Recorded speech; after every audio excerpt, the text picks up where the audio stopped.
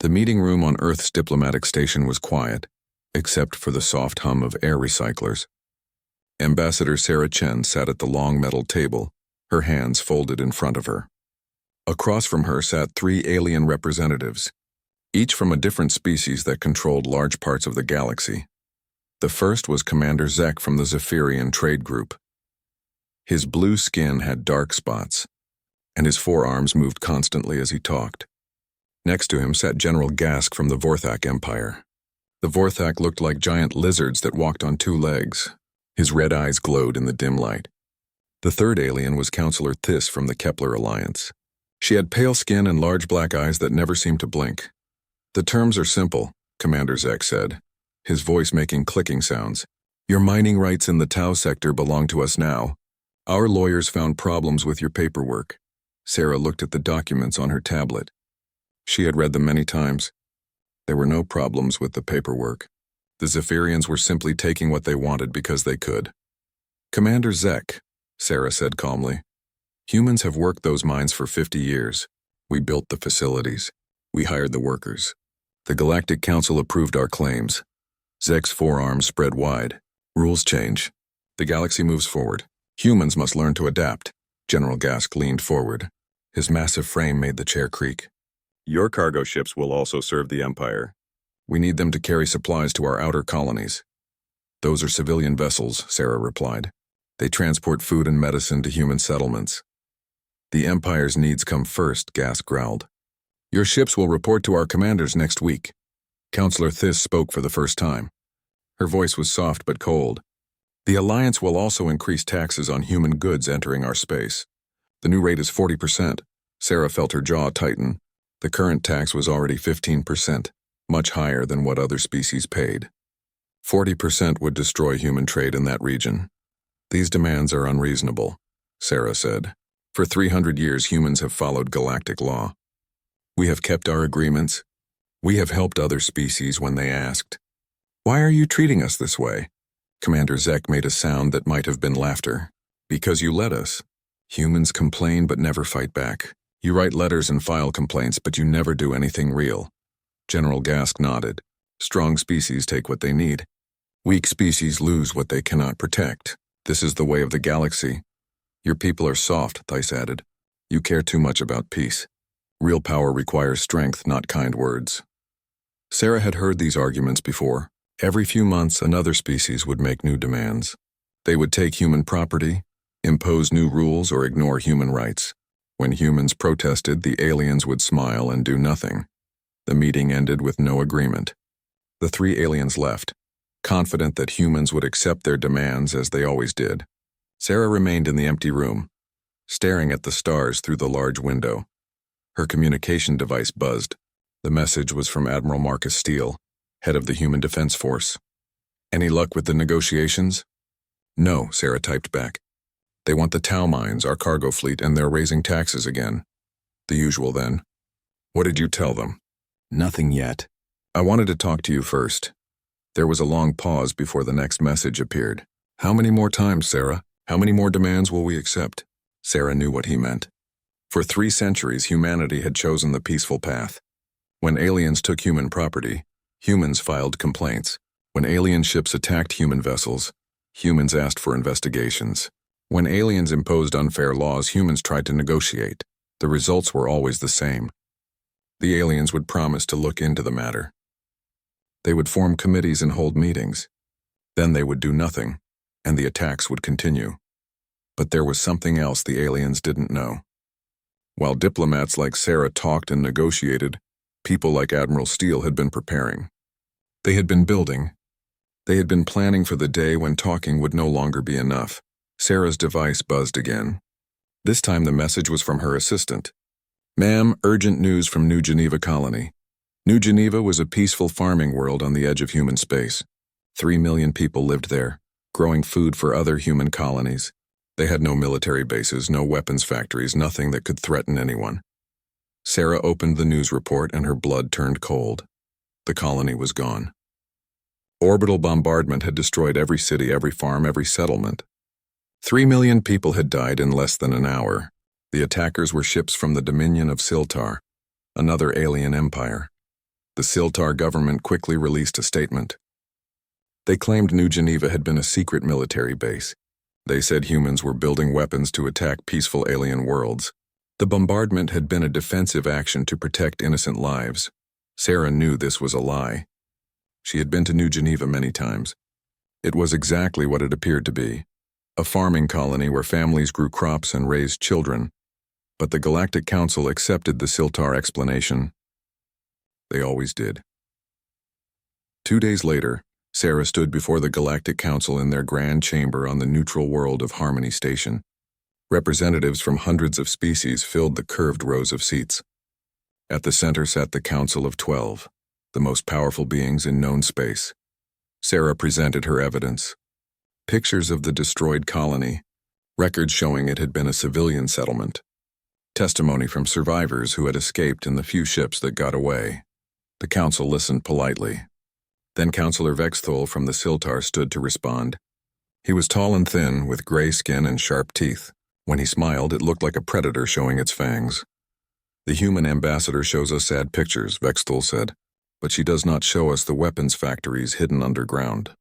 She does not show us the military bunkers disguised as farms. Because they didn't exist, Sarah said firmly.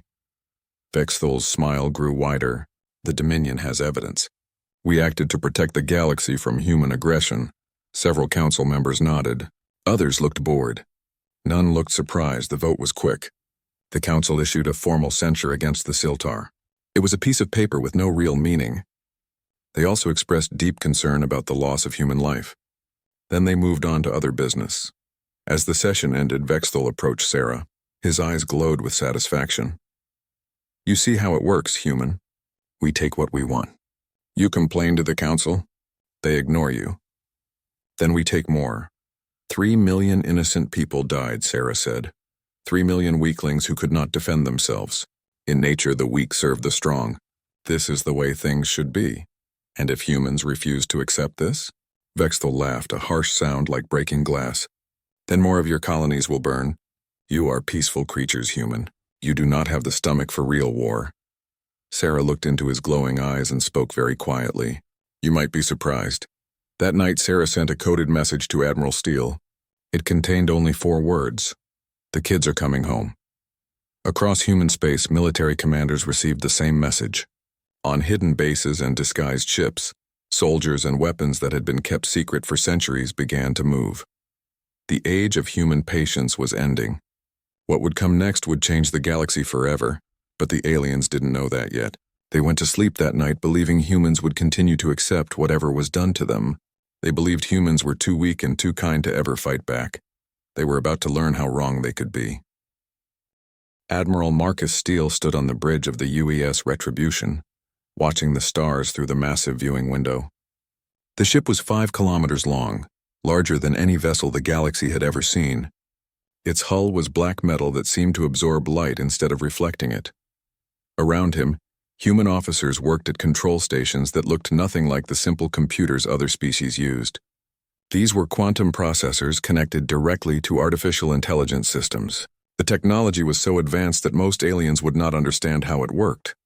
Admiral, said Captain Rodriguez from her station, all fleet commanders are reporting ready. Steele nodded. Behind him, holographic displays showed the positions of human ships across the galaxy. What the aliens saw were 17 vessels approaching Kepler Prime, headquarters of the Zephyrian Trade Group. What they could not see were the hundreds of other human ships moving toward targets throughout known space. For 3 centuries, humans had been preparing for this moment. While alien species focused on politics and trade wars, humans had been developing weapons and strategies that would redefine how wars were fought. The Human Defense Initiative had been hidden in plain sight. Ships labeled as cargo haulers carried experimental weapons. Mining operations in distant asteroid fields were actually military bases. Scientific expeditions to remote star systems had been mapping every alien stronghold and fleet position. The aliens had seen what humans wanted them to see. A peaceful species more interested in farming and trade than conquest. They had no idea that every human ship contained advanced sensors recording their movements. They did not know that human computers had been studying their tactics, their weaknesses, their fears. Most importantly, they did not understand what humans were capable of when they stopped being nice. "Sir," came a voice from the communications station. "Admiral Krell of the Zephyrian Defense Fleet is sending a message." "Put him on screen," Steele ordered. The main display showed Admiral Krell sitting in his command chair. The Zephyrian had blue skin marked with darker spots, and his forearms gestured as he spoke. Behind him, Steele could see the bridge of a typical alien warship. Simple controls, basic computer systems, crew members who looked more like merchants than soldiers. "Human Admiral," Krell said, his voice full of amusement. "You approach our territory with 17 ships. We have 300 vessels and orbital defense platforms. Are you planning to surrender now, or shall we destroy you first?" Steele studied the alien commander. Krell was confident, even relaxed. He saw the human fleet as a minor annoyance, something to be swatted away like an insect. "Admiral Krell," Steele replied calmly, "I am here to discuss the return of human mining rights in the Tau sector." Krell's laughter echoed across the bridge. "Human, your mining rights belong to us now. If you want them back, you will have to take them." "Very well," Steele said. He gestured to Captain Rodriguez, who began entering commands into her console. "Consider this your only warning to evacuate civilian areas." "Warning?" Krell's eyes glowed brighter. "Human, you are either very brave or very stupid. Which is it?" Steele smiled, but there was no warmth in it. "You are about to find out." The transmission ended. On the tactical display, Steele could see the Zephyrian fleet moving into attack formation. 300 ships against 17 seemed like impossible odds. The aliens had reason to be confident, but they were looking at the situation all wrong. "Captain Rodriguez," Steele said, "begin Operation Hammerfall." "Yes, sir. Targeting solutions locked. All ships report ready." The Retribution's quantum fusion cannons powered up. These weapons used controlled nuclear reactions to create energy beams that could cut through any known material. More importantly, they could be focused to incredible precision. On the display, Steele watched as the Zephyrian fleet spread out to surround the human ships. It was a standard alien tactic. Use superior numbers to attack from all directions. Against most enemies, it would have worked. Humans were not most enemies. "Fire," Steele ordered. The quantum cannons spoke once. Beams of pure energy lanced out from the human ships, but they did not target the alien fleet. Instead, they struck the 3 moons orbiting Kepler Prime. The moons cracked like eggs. Massive chunks of rock began falling toward the planet, but that was not the real purpose. Steele had studied orbital mechanics for decades. He knew exactly how the moon fragments would move in the planet's gravity field. The debris formed a cloud of high-speed projectiles that spread out in a carefully calculated pattern. Every piece of rock was moving at exactly the right speed and direction to intercept the Zephyrian ships. Admiral Krell had seconds to understand what was happening before his fleet started dying. Zephyrian ships had shields designed to stop energy weapons against chunks of moon moving at thousands of kilometers per second. Those shields were useless. Ship after ship exploded as moon fragments tore through their hulls. But the human attack was not random destruction. Every piece of debris had been aimed with computer precision. The largest chunks took out the biggest Zephyrian ships. Smaller fragments destroyed fighters and patrol vessels. Within minutes, the most powerful trade consortium in the galaxy was reduced to floating wreckage. Admiral Krell's flagship was the last to die. As moon fragments closed in on his position, he sent one final transmission. "Please." His voice cracked with fear. "We surrender. Show mercy." Steele watched the alien commander's terrified face. For 3 centuries, aliens like Krell had taken human property, ignored human rights, and laughed at human protests. They had shown no mercy to the civilians of New Geneva. "Mercy," Steele said quietly, "is what we offered for 300 years. You rejected it." The transmission ended as the moon fragments reached Krell's ship. Across the galaxy, similar scenes were playing out. Human fleets revealed themselves at target after target. The Vorthak military base at Sigma Station vanished in a cloud of antimatter. The Kepler Alliance's trade hub at Gateway Port found itself surrounded by human ships that had somehow appeared without being detected. In each case, the pattern was the same. Alien commanders confident in their superiority faced human technology and tactics they could not understand. Ships that should have been impossible to build. Weapons that violated known physics. Coordination that suggested the human fleet was controlled by a single vast intelligence. Within hours, the balance of power in the galaxy had shifted completely. On the bridge of the Retribution, Captain Rodriguez monitored reports from across human space. Sir, all primary targets have been eliminated. Alien fleet strength reduced by 60%.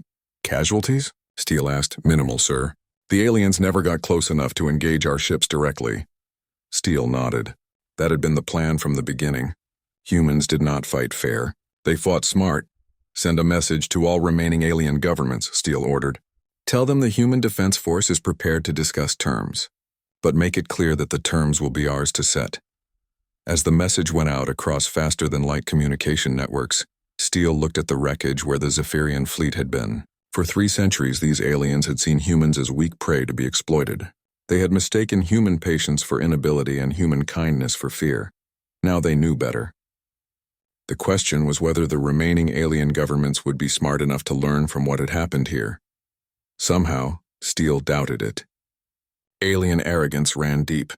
They would probably try to fight back, thinking they could match human technology with superior numbers or ancient tactics.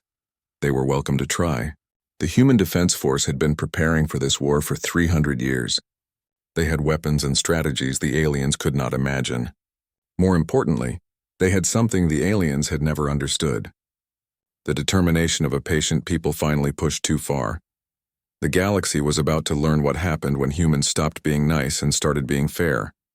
For species that had grown fat on human kindness, fairness was going to be a terrifying experience.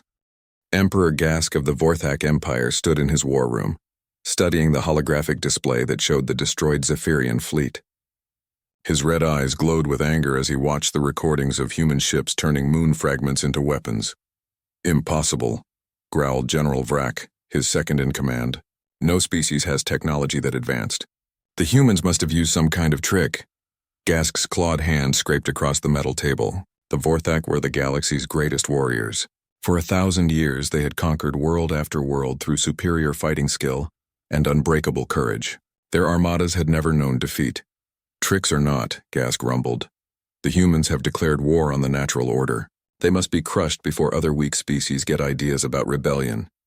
The Emperor turned to his fleet commanders. Each was a veteran of dozens of battles, scarred from combat against every major species in the galaxy. They had fought pirates, rebels, and rival empires. None had ever faced an enemy they could not defeat. Assemble the Grand Armada, Gask ordered. Every ship, every warrior. We will show these humans what real power looks like. Within days, 1,200 Vorthak warships gathered at the edge of the Proxima Nebula. It was the largest fleet ever assembled by any species. The ships ranged from massive dreadnoughts 3 kilometers long to fast attack cruisers designed for hit-and-run strikes. Each vessel carried warriors trained from birth for combat. At the center of the fleet flew the Blood of Ancestors, Gask's personal flagship. The ship was more than a vessel. It was a symbol of Vorthak power, decorated with the bones of defeated enemies and powered by engines that had never retreated from battle. Sir, reported Communications Officer Track, human ships detected at the far edge of the nebula. Count shows 87 vessels. Gask smiled, showing rows of sharp teeth.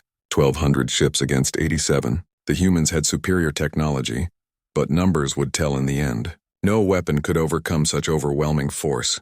Open a channel to the human commander, Gask ordered. The main screen flickered to life, showing the bridge of a human ship. The human commander was a woman with short dark hair and calm eyes. She wore a simple uniform with the rank insignia of an admiral. I am Admiral Lisa Vasquez, the human said. You are trespassing in human space. Gask laughed, a sound like grinding stone. Human space? This nebula belongs to whoever has the strength to take it.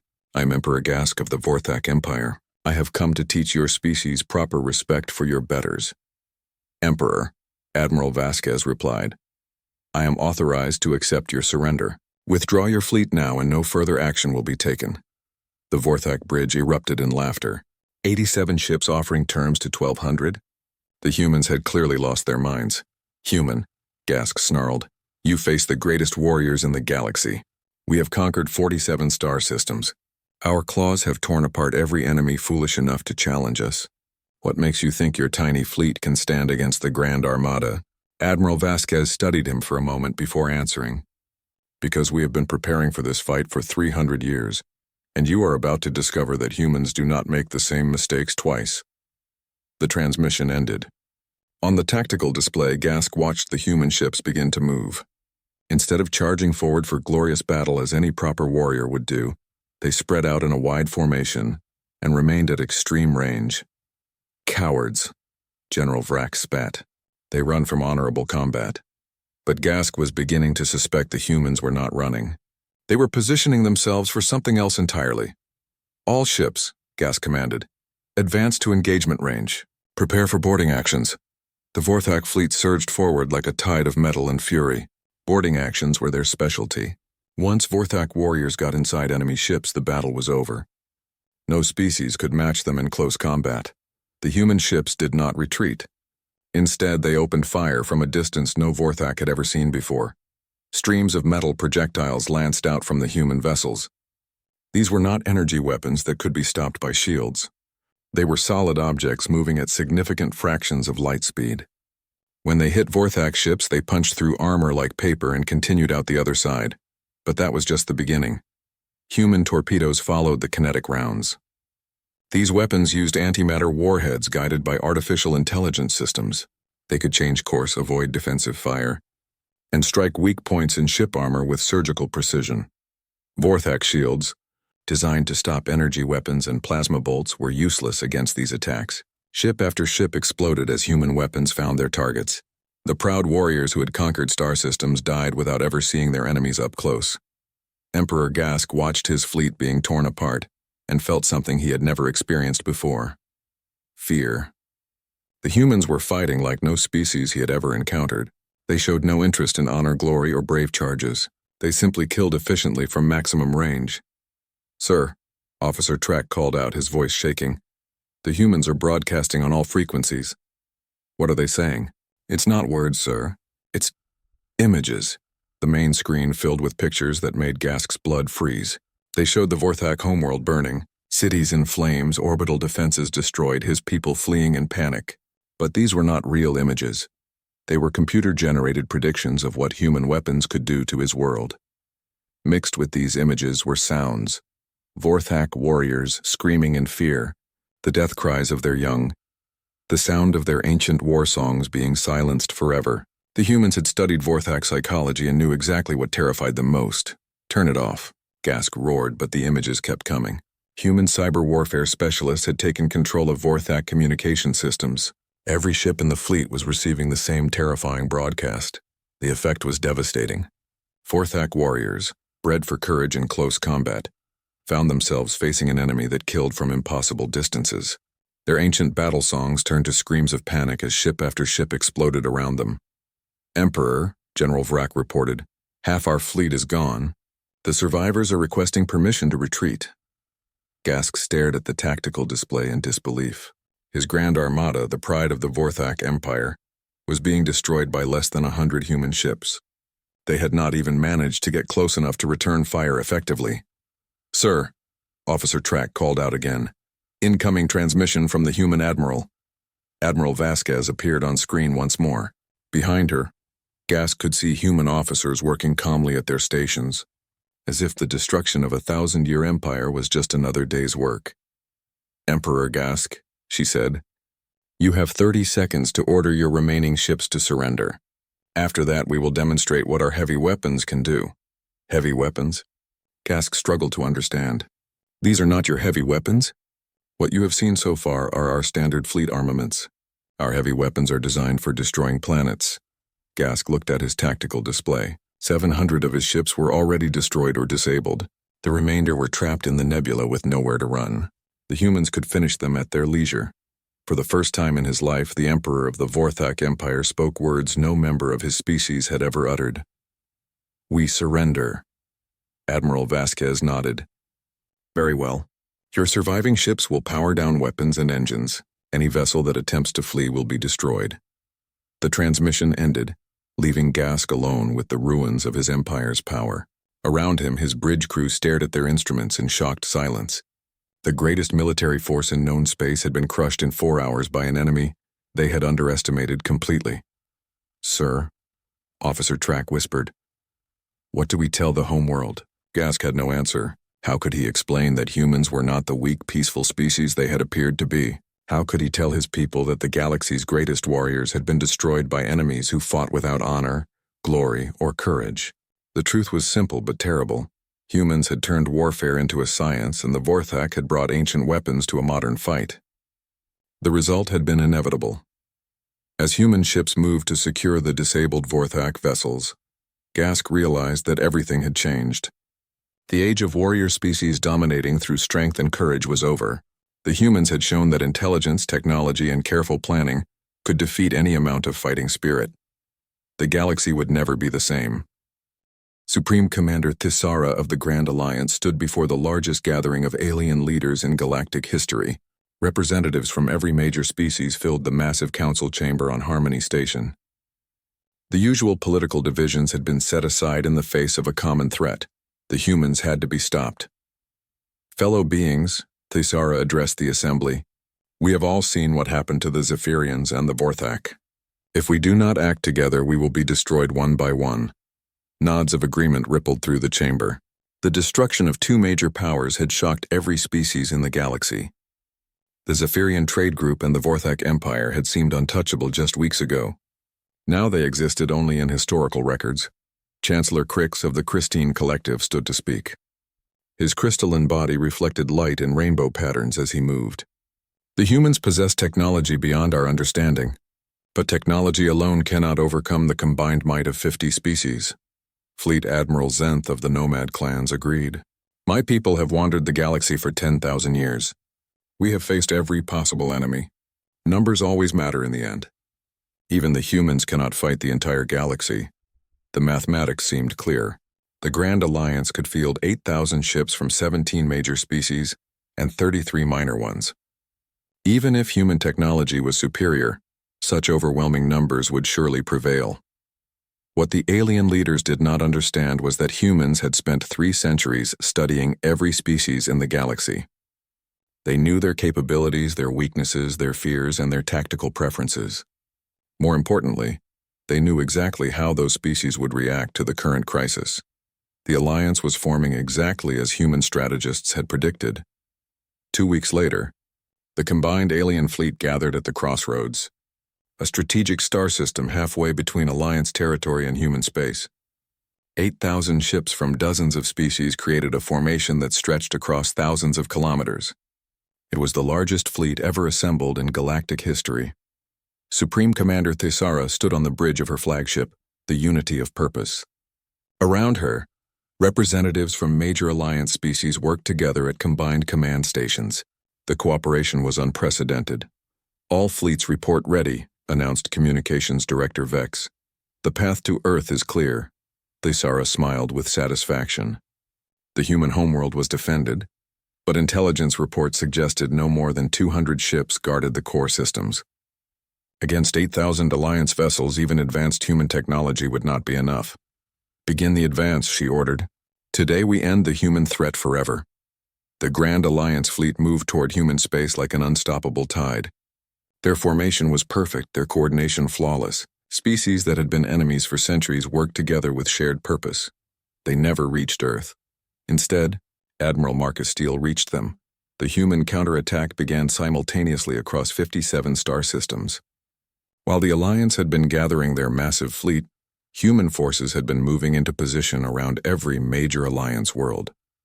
Operation Checkmate was the largest military action in galactic history. Human fleets using stealth technology that rendered them invisible to Alliance sensors struck at the heart of each member species' civilization. On the bridge of Unity of Purpose, alarms began screaming as reports flooded in from across Alliance space. Supreme Commander, Director Vex called out, his voice cracking with panic. The Christine homeworld is under attack. Human ships appeared without warning in their system. Before Thisara could respond, more reports arrived. The nomad migration fleets are trapped in some kind of energy field. They cannot move. Human forces have surrounded the Kepler Federation's orbital cities. The Rillan colonies are reporting massive explosions in their star system. Thisara stared at the tactical display in growing horror. Red warning symbols appeared across the galaxy as human forces struck at targets that should have been impossible to reach. How had they moved so many ships without being detected? The answer came from Admiral Chen's voice broadcasting on all Alliance frequencies. Leaders of the Grand Alliance, the human admiral said calmly, you are currently watching the systematic destruction of your civilizations. Your fleets are trapped here while your homeworlds burn. This could all end very simply. Thaisara activated her communication system. Human, what do you want? Unconditional surrender. Your fleets will power down weapons and engines. Your governments will submit to human authority. In return, your species will be allowed to survive. Never, Thaisara snarled. We have 8,000 ships. You cannot defeat us all. Admiral Chen's response chilled the blood of every Alliance commander. Supreme Commander, look at your long-range sensors. Tell me what you see. Thaisara turned to her sensor officer, who was staring at his instruments with a pale face. Ma'am, there are human ships surrounding our entire fleet. How many? Thaisara demanded. I cannot get an accurate count. They appear to be using some kind of cloaking technology. Best estimate is 3,000 vessels. 3,000 ships that had somehow moved into position without being detected. The Alliance fleet was trapped in a carefully prepared kill zone with nowhere to run.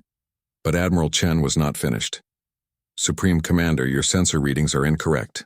We are not surrounding you with 3,000 ships. We are surrounding you with 30,000. As if responding to her words, space around the Alliance fleet filled with human vessels.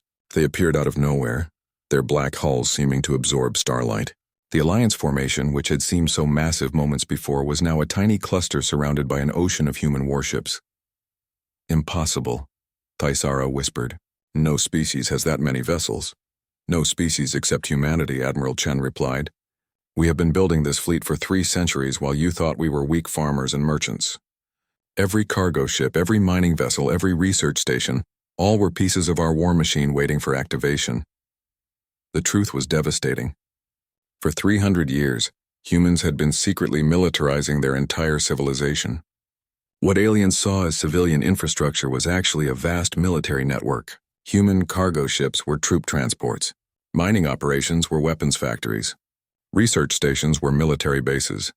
The humans had turned their entire species into a war machine while maintaining the appearance of peaceful civilians. You have 1 minute to surrender, Admiral Chen continued, or we will demonstrate what our real weapons can do. The ships you faced at Proxima Nebula were patrol vessels. What surrounds you now is the human battle fleet. Thaisara looked at her tactical display with growing despair. 30,000 human ships against 8,000 Alliance vessels. Even with superior numbers, they were badly outnumbered. Worse, human technology had already proven superior in every previous engagement. But there was one card left to play. Human Admiral, Thaisara broadcast. If you attack us, we will destroy every human civilian target we can reach. Your colonies, your trade stations, your research facilities, all will burn. The silence that followed was long and cold. When Admiral Chen finally responded, her voice carried the weight of 3 centuries of accumulated anger. Supreme Commander, we would like to thank you for that threat. You have just reminded us why this war was necessary. The main display in unity of purpose flickered to life, showing an image that made every Alliance commander gasp in horror. It was New Geneva Colony, still glowing with radiation 3 months after the Siltar attack. 3 million human civilians had died there while the Galactic Council did nothing. You taught us that mercy is weakness, Admiral Chen said. You showed us that peaceful species exist only at the pleasure of violent ones. You proved that in this galaxy. Only strength matters. The image changed to show human weapons powering up across the surrounding fleet. Energy readings spiked to levels that should have been impossible. Thank you for the lesson, Admiral Chen concluded. We learned it well. Thaisara realized she had made a terrible mistake. The humans were not bluffing. They were not posturing for political advantage. They were preparing to destroy the largest fleet in galactic history just to prove a point. Wait, she called out. We surrender. All Alliance ships power down weapons and engines. But it was too late. Several Alliance ships, panicking at the sight of human weapons charging, opened fire on the nearest human vessels. The massive human fleet responded instantly. What followed was not a battle. It was an execution. Human weapons that had been held in reserve throughout the war finally revealed themselves. Gravity bombs that could destabilize stellar cores, temporal disruptors that aged enemy ships centuries and seconds, quantum viruses that turned enemy computers against their own crews. The Grand Alliance fleet died in 17 minutes. 8,000 ships reduced to floating debris by weapons that seemed to violate the laws of physics. Supreme Commander Thisara's last transmission was a plea for mercy that went unanswered. The humans had learned their lesson about mercy from teachers like her. As the human fleet began securing the wreckage, Admiral Chen sent a message to every surviving government in the galaxy. The age of alien supremacy is over. A new order begins now. 1 year after the last shot was fired, the galaxy looked very different. The great council chambers on Harmony Station sat empty, their curved seats gathering dust. The trade routes that had carried goods between species for thousands of years were silent. Ancient empires that had ruled star systems since before humans left Earth existed now only in history books. Governor General Sarah Chen walked through the empty halls of what had once been the center of galactic government. Her footsteps echoed in the silence. Through the great windows, she could see human ships patrolling the space around the station. They moved with quiet efficiency, their black hulls nearly invisible against the stars. The meeting room where she had once begged for justice was now her office. The table where alien leaders had laughed at human suffering was covered with reports from across the galaxy. Reconstruction schedules, food distribution plans, medical supply requests. The work of rebuilding a shattered civilization. A soft chime announced the arrival of Admiral Marcus Steele. The military commander looked older than he had a year ago. Victory had come at a cost, even for the winners. "The delegates are here," Steele reported. "What's left of them, anyway?" Sarah nodded and gathered her papers. Today would mark the formal end of the old galactic order and the beginning of something new. The question was whether the surviving alien species would be wise enough to accept their changed circumstances. The main assembly hall had been redesigned since the war. Gone were the elevated seats that had allowed powerful species to look down on weaker ones. The new arrangement placed all representatives at the same level, facing a simple podium where Sarah would address them. As she entered the hall, Sarah counted the delegates. Where once hundreds of species had sent representatives to galactic meetings, only 43 remained. Some species had been completely destroyed in the war. Others had fled to distant corners of the galaxy. A few had simply given up and returned to their homeworlds to wait for whatever came next.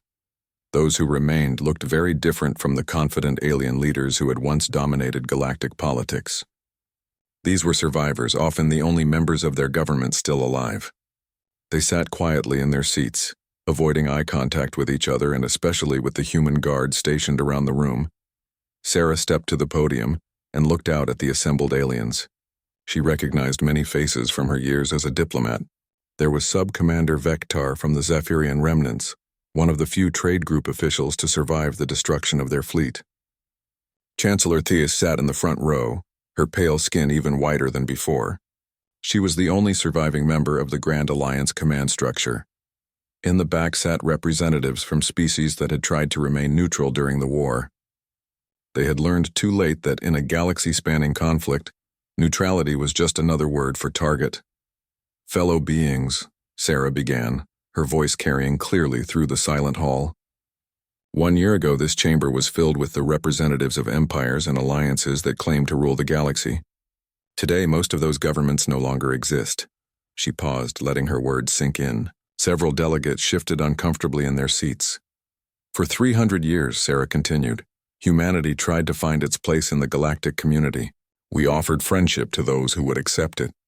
We proposed trade agreements that benefited all parties.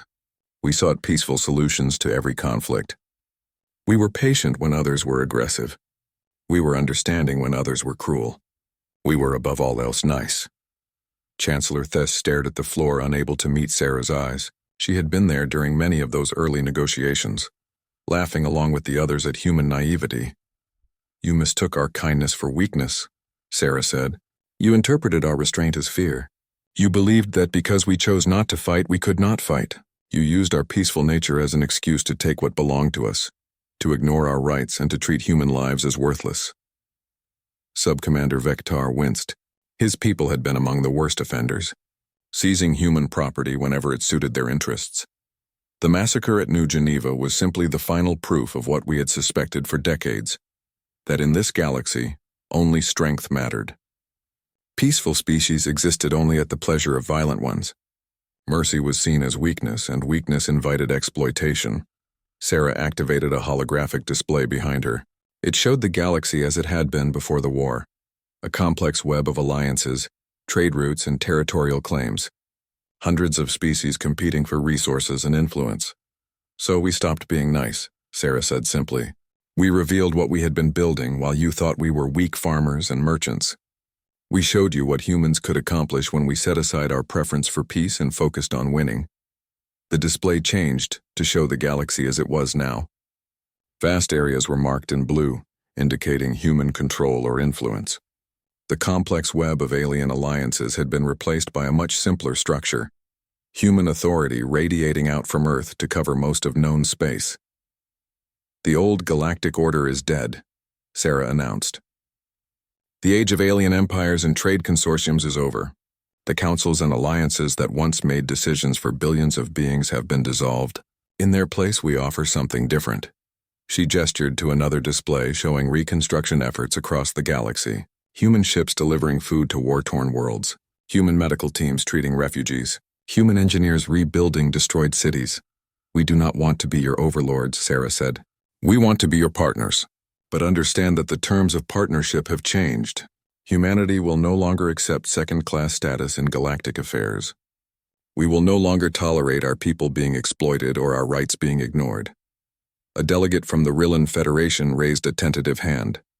Sarah nodded for him to speak. Governor General, the Rillan said nervously.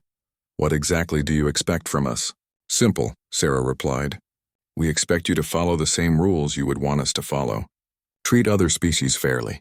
Honor your agreements. Resolve disputes through negotiation rather than force. In other words, we expect you to behave the way humans behaved for 3 centuries.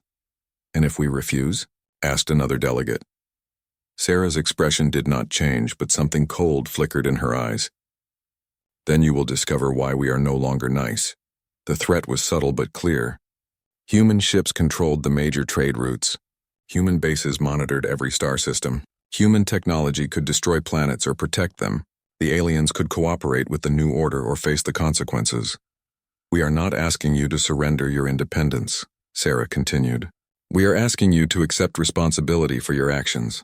The galaxy is vast enough for all of us, but only if we can learn to share it peacefully. Chancellor Theiss finally looked up from the floor. And what guarantee do we have that humans will not become the same tyrants we were? Sarah studied the alien leader for a long moment. Theiss had been one of the architects of the old system. One of those who had profited from human suffering. You have the guarantee that we had the power to destroy you completely and chose not to, Sarah replied. Every species represented in this room exists because humans decided that genocide was not the answer to galactic problems. We could have sterilized every world that opposed us. Instead, we are offering you a chance to rebuild. The room fell silent as the implications sank in.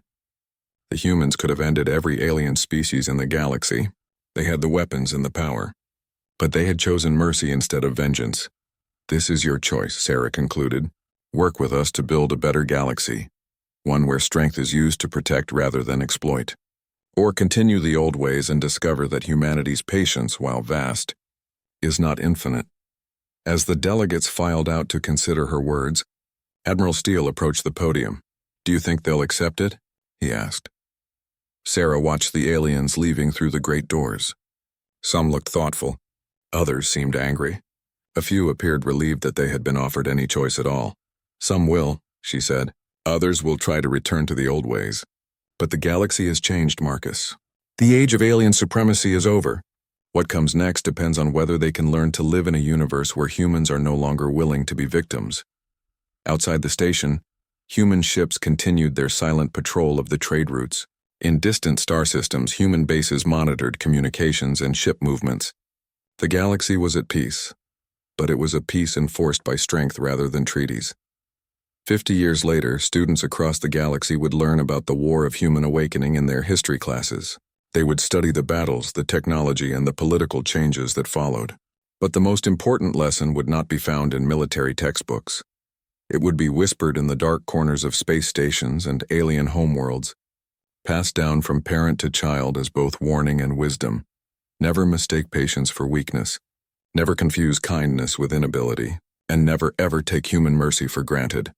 Because when humans stop being nice, the universe holds its breath. The galaxy had learned this lesson at a terrible cost.